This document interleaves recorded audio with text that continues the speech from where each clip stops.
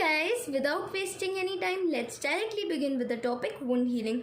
तो wound healing basically combination है regeneration और repair का. रीजनरेशन का मतलब होता है किसी डैमेज्ड एरिया में न्यू स्ट्रक्चर्स का फॉर्मेशन होना, रीजनरेशन होना. और रिपेयर का मतलब है किसी डैमेज्ड एरिया में फिक्सेशन होना. दोनों में डिफरेंस होता है.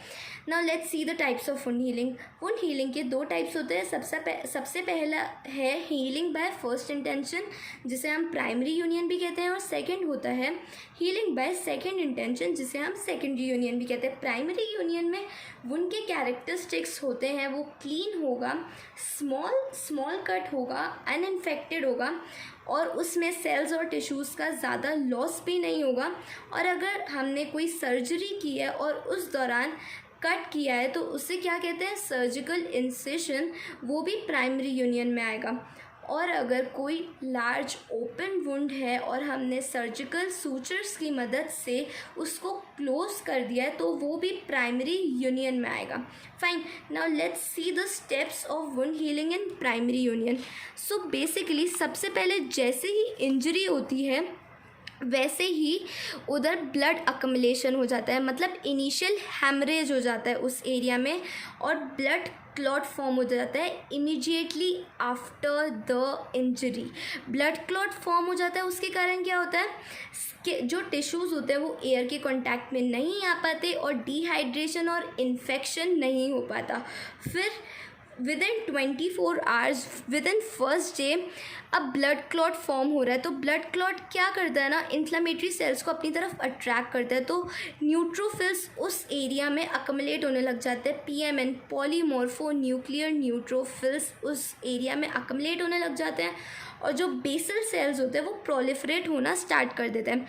ये जो सेल्स हैं, ये बेसल सेल्स हैं, ये इंसिशन की मार्जिन से अंदर की तरफ प्रोलिफरेट होते हैं. और ये जो है ये पूरी एपिडर्मिस है और ये है डर्मिस की लेयर.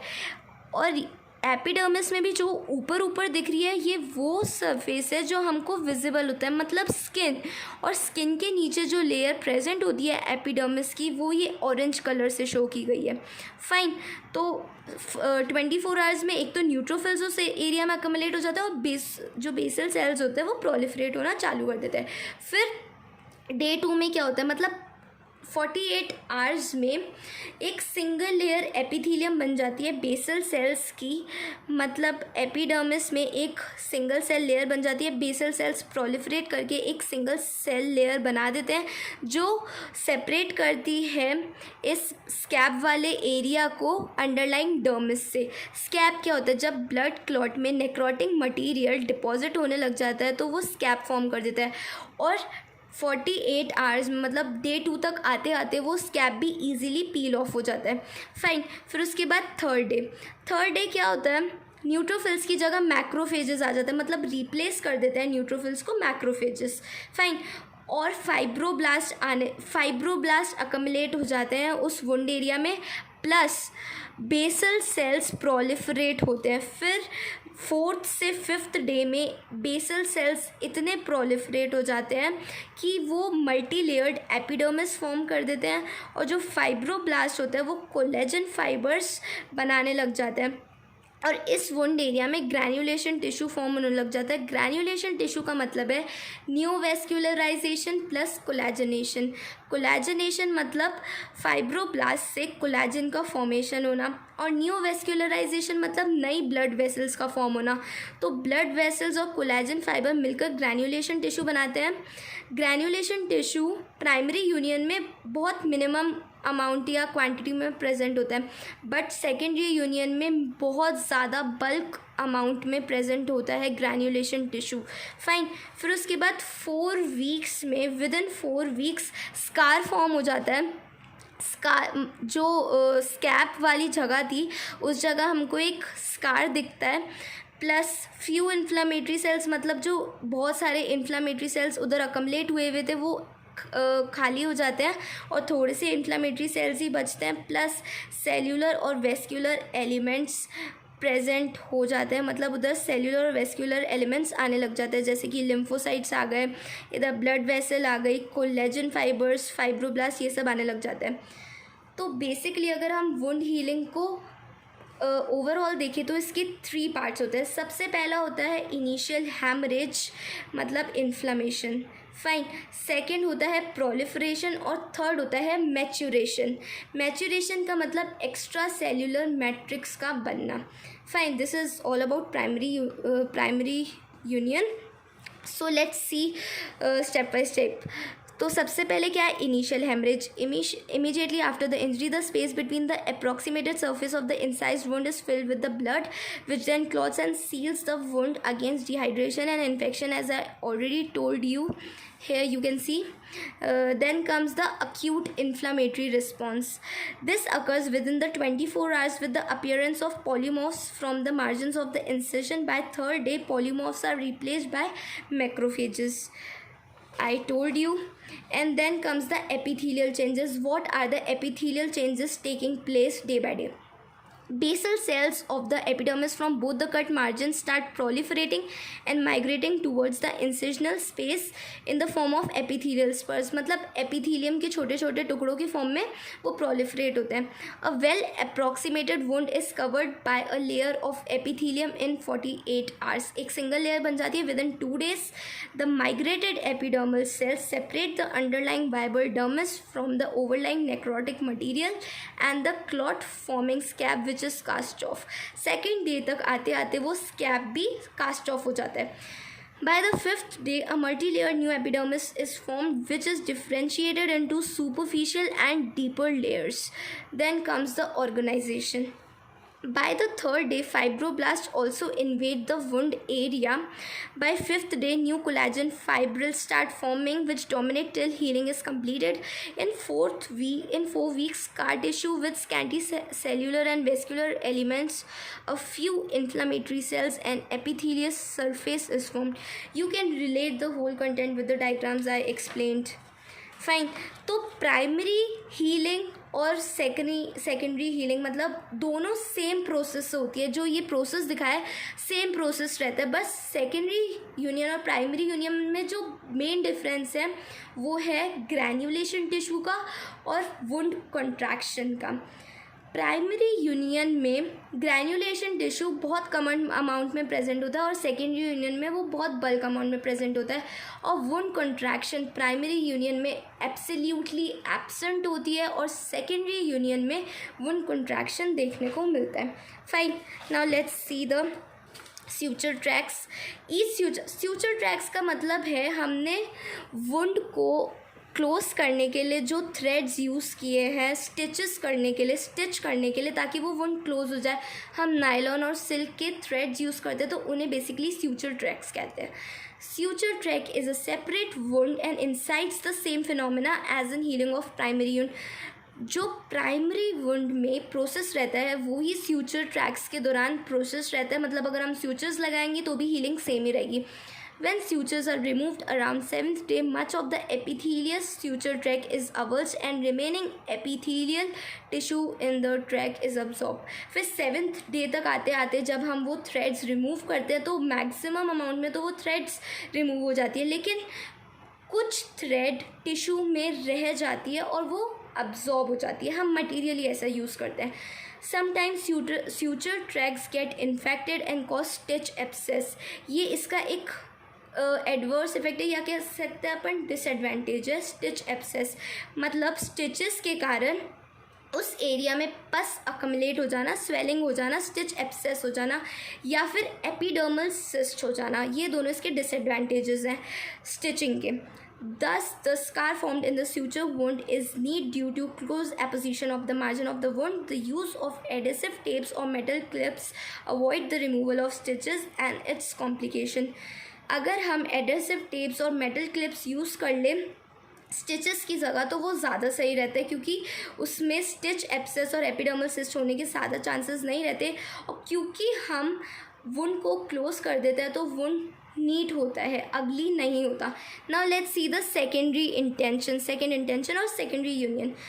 इसमें वुंड कैसा होता है, ओपन होता है, लार्ज होता है और इन्फेक्टेड होता है और इसमें सेल्स और टिश्यूज़ का भी बहुत सारा लॉस हो जाता है और हमने वुंड को अप्रॉक्सीमेट नहीं किया with the help of surgical sutures और वुंड ओपन है, ओपन वुंड होगा तो वो किस में आएगा, सेकेंडरी यूनियन में आएगा।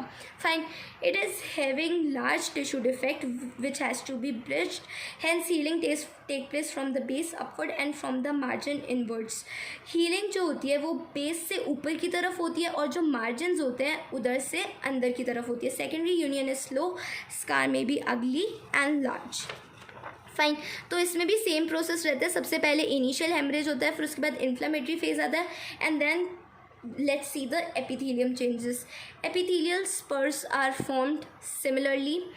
However, proliferating epithelial cells do not cover the surface fully until the granulation tissue from the base has started filling the wound surface.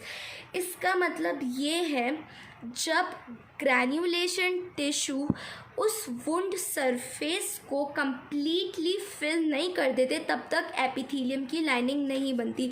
मतलब सपोज़ अगर ये सेकेंडरी यूनियन का वुंड है, फाइन, तो इसमें जब तक ग्रैन्युलेशन टिश्यू पूरी ब्रिम तक एपिडर्मिस तक नहीं बन जाता तब तक एपिडर्मिस की लाइनिंग कंप्लीट नहीं होती, तब तक वो कंप्लीटली फॉर्म नहीं होते जब तक ग्रैन्युलेशन टिश्यू भर नहीं जाता। और वो कैसे भरता है, बेस से अपवर्ड्स भरता है और मार्जिन से इनवर्ड्स भरता है granulation tissue, right.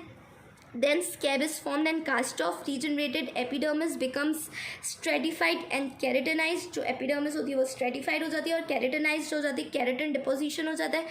Then the granulation tissue जो इसमें bulk amount में present होता है. Main bulk of the secondary healing is by granulation. Granulation tissue is formed by the proliferation of fibroblasts and neovascularization from the adjoining viable elements. Granulation होता ही कोलेजनेशन plus न्यूवेस्कुलराइजेशन है। कोलेजनेशन मतलब collagen formation and neovascularisation मतलब new blood cells का formation. The newly formed granulation tissue is deep red, granular and very fragile. Granulation tissue को हम ग्रैन्युलेशन बोलते ही इसलिए क्योंकि इसका आउटलुक ग्रैन्युलर होता है, ग्रैन्युलर अपीयरेंस होता है, और डीप रेड तो नहीं बट हाँ पिंकिश इसका अपीयरेंस होता है और ये बहुत फ्रेजाइल होता है। With time, the scar on maturation becomes pale and white due to increase in collagen and decrease in vascularity. Starting में जो स्कार होता है वो पेल होता है, फिर धीरे धीरे वो वाइट होता जाता है क्योंकि उसमें कोलेजन का डिपोजिशन इंक्रीज होता जाता है और वेस्कुलरिटी जो होती है, ब्लड वेसल्स जो होती है वो उस एरिया में डिक्रीज हो जाते हैं। फिर जैसे ही वुंड हीलिंग कंप्लीट हो जाती है, हेयर फॉलिकल्स भी आने लग जाते हैं, हेयर्स भी आने लग जाते हैं और स्वेट ग्लैंड्स भी उस एरिया में आ जाते हैं, फाइन। फिर उसके बाद होता है वुंड हीलिंग, वुंड कंट्रैक्शन, जो सेकेंडरी यूनियन का सबसे इम्पॉर्टेंट फीचर है। Wound contraction of wound is an important feature of secondary healing, not seen in primary healing. Due to the action of myofibroblasts present in the granulation tissue, wound contracts to 1/3 size. ग्रैन्युलेशन tissue में myofibroblast present होते हैं जिसके कारण वो जो open wide wound होता है वो साइज़ में रिड्यूस हो जाता है, 1/3 या फिर 1/4 हो जाता है साइज़ में, फाइन।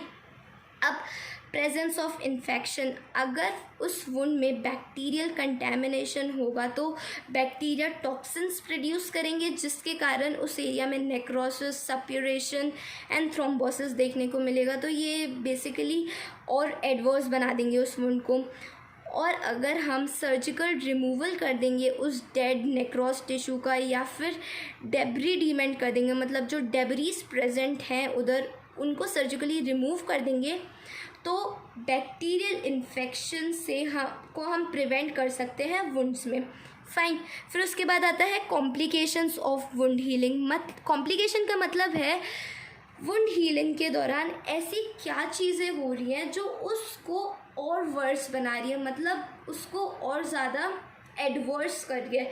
अगर वुंड हीलिंग के दौरान इन्फेक्शन हो जाए तो वो उसका एक कॉम्प्लिकेशन है। इम्प्लांटेशन होना, एपिडर्मल सिस्ट हो जाना, पिगमेंटेशन, जो स्कार बनता है, मतलब बचपन से अभी तक हमारे कितनी चोटें लगती है तो कोई ना कोई स्कार तो सबके होता ही है। तो वो जो स्कार अगर हम ऑब्जर्व करेंगे तो बीच में तो वाइट होता है और साइड में डार्क होता है, मतलब सेंट्रल हाइपोपिगमेंटेशन हो जाता है और पेरिफेरल हाइपर पिगमेंटेशन हो जाता है स्कार का। डेफिशिएंट स्कार फॉर्मेशन, ग्रैन्युलेशन टिश्यू अगर कंप्लीटली या फिर एडिक्वेट अमाउंट में फॉर्म नहीं होता तो उसके कारण स्कार भी कंप्लीटली फॉर्म नहीं हो पाता, डेफिशिएंट स्कार फॉर्मेशन हो जाता है। Incisional hernia, incompletely healed surgical wound, अगर कोई सर्जिकल वुंड है वो कंप्लीटली हील नहीं हुआ तो उसके कारण हर्निया हो जाते हैं, जिसको हम कहते हैं इंसिजनल हर्निया।